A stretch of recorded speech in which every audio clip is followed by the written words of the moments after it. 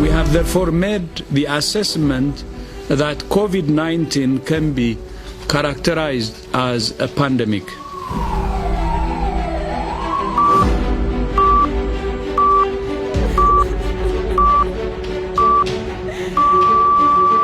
Sa gitna ng mga masamang balita, The pandemic is accelerating from almost every country in the world. That's heartbreaking. may nagpapahayag ng mabuting balita.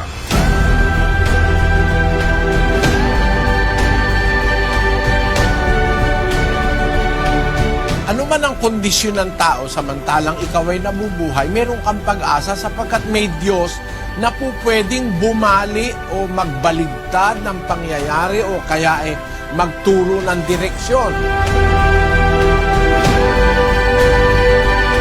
Kaya tayo pinararanas ng Diyos ng lahat ng mga bagay na ito. For us to appreciate what is coming. Merong isang buhay kang ikabubuhay na walang hanggan, walang sakit, walang kirot, walang sama ng loob.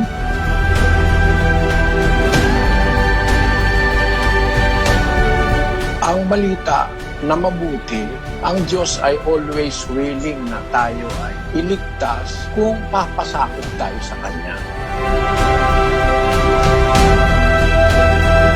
Brother Eli Soriano, 56 na taong naghahatid ng mabuting balita.